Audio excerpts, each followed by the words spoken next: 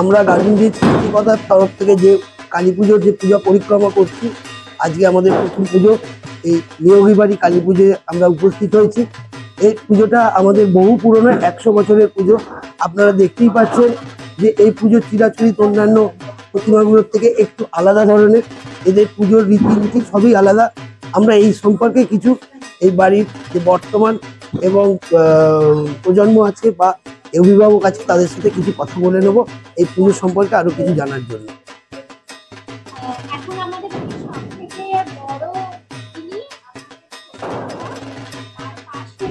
আমাদের বাড়ির ছোট ছেলের বউ, পাশে আমাদের ছোট কাকিমা, পিছনে ছোট কাকু, ছোট ছেলে, এখানে বাড়ির মেয়ে আমাদের পিসিমণি হয়, আমার বৌদি হয়, আর এপাশে আমার আরেক দিদি, আমার বড় জেঠুর মেয়ে, পিছনে ছেলে, পিছনে আমার আরেক দিদি বাড়ির মেয়ে, ও আমার দিদির মেয়ে, আর পাশে বড় জেঠুর আরেক ছেলে, এখানে আমার মা, বাড়ির বৌমা, পিছনে আমার পিসির দাদা, আর বাড়ির পিসি, আমাদের পিসির ছেলে, আর বাড়ির আরেক ছোট আমি আমাদের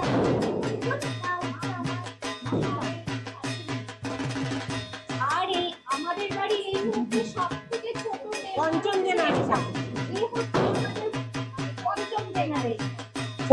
1926 সালের পুজো ঘটে হয়েছিল প্রথম বছর। আর 27 সাল থেকে প্রতিমা এসে স্বপ্ন দিয়ে আবার উনি তখন প্রতিমা এনে পুজো হয়েছিল।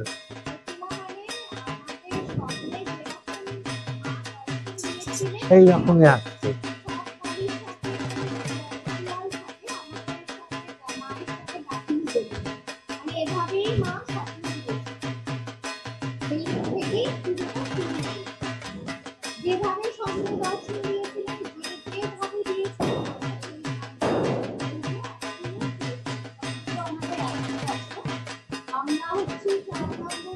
নিয়োগী মানে আমি নিয়োগী বাড়ির মেয়ে, আমার বিয়ে হয়েছে আর কি। আচ্ছা, আমার বাবা ঠাকুমা উনি স্বপ্ন পেয়েছিলেন মানে পুজো করবার জন্য। তারপর আমার দাদুকে স্বপ্ন দিয়েছিল মা, তখন সম্ভব ছিল না বা অবস্থা সেরকম ছিল না। 3 বার স্বপ্ন দিয়েছিলেন, তাই তো, যে আমাকে আনলি বললি আনলি না।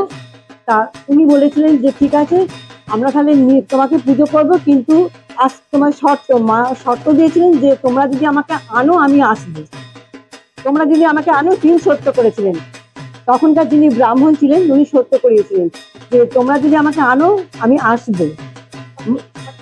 ঘটে মা ঠাকুরমশাই কথা বলিয়েছিলেন। তা যাই হোক, সেই থেকে আমাদের পুজো চলছে। 26 সালে ঘটে পুজো হয়, তারপর 27 সাল থেকে প্রতিমা পুজো হয়, তারপর আস্তে আস্তে এইখানেই হচ্ছে, এই জায়গায় এই স্থানেই হচ্ছে।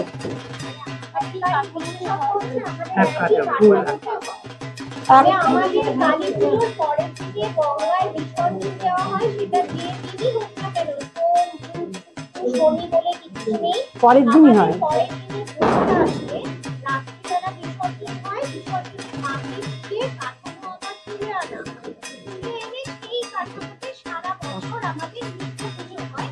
আবার পরের বছর কালী পুজোতে ওই কাঠামোতেই মাটি দিয়ে মায়ের আবার নতুন করে প্রাপ্ত।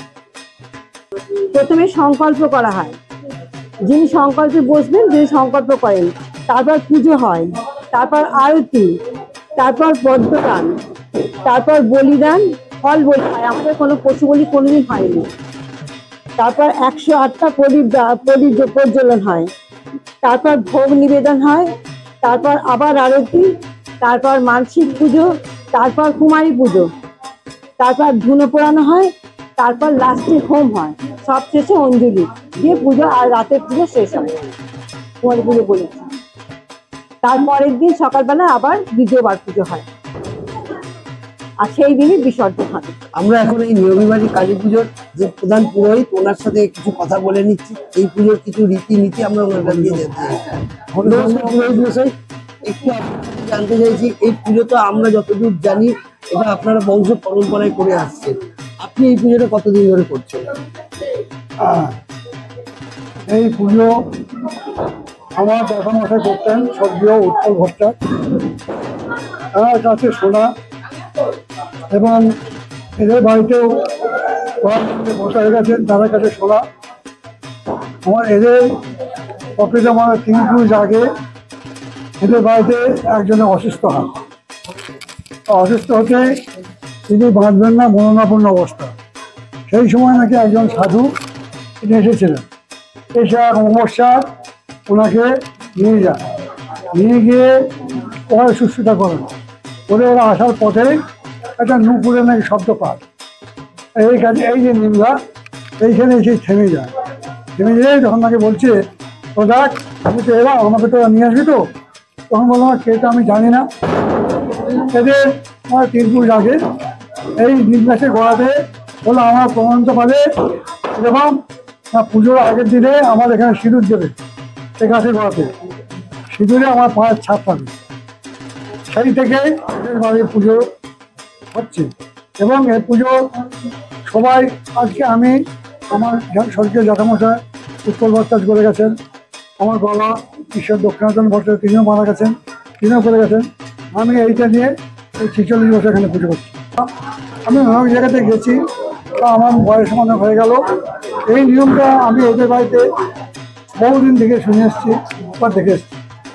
এই যে আমরা কফি খাই, এদের বাড়িতে নাকি নিয়ম আছে যে 1 বৈশাখ থেকে কোনো কপি উঠবে না এদের বাড়িতে, কপি বা নতুন আলু উঠবে না। আজকে দিনে কড়াইশুটি কপি নতুন আলু দিয়ে মাকে ভোগ দিয়ে তবে গিয়ে এরা বাড়িতে তোলে, বাইরে খাওয়া দাওয়া করে। এই আমরা এই নিয়োগীবাড়ির পুজোর সম্পর্কে অনেক কিছু পুরোহিত মশাইয়ের কাছ থেকেও জেনেছি। তার আগে এই পরিবারের অন্যান্য সদস্যদের কাছ থেকে আমরা অনেক কিছু জানতে পারলাম। এই 100 বছরের যে পুজো, এই পুজোর সাথে আমাদের প্রত্যেকটা গার্ডেনবাসীর একটা নতুন পরিচয় হলো। আমি এই মুহূর্তে আমাদের এই নিয়োগীবাড়ির অন্যতম সদস্যা মৌসুমী সুরেশ কাছ থেকে একটু জেনে নিতে চাইছি সমস্ত গার্ডেনবাসীর কাছে আপনাদের পরিবার তরফ থেকে কি বার্তা আছে। আমরা চাই এই 100 বছরের গার্ডেন বাসী জানুক যে আমাদের এই পুজোটা, নিয়োগী কালীবাড়ি পুজোটা 100 বছর হলো, এবং তারা সবাই আসুক, আমাদের বাড়ির পুজোটা দেখুক, আনন্দ উপভোগ করুক। এটাই আমার গার্ডেন বাসীর কাছে। ধন্যবাদ। আজকে আমরা আপনাদের বাড়ির এই পুজো সম্পর্কে অনেক কিছু জেনে, যেটা আমরা সমস্ত গার্ডেনবাসী ছাড়াও তার বাইরেও অনেকের কাছে তুলে ধরতে পারবো। আপনাদের এই সহযোগিতার জন্য আমরা খুবই আনন্দিত এবং অসংখ্য ধন্যবাদ।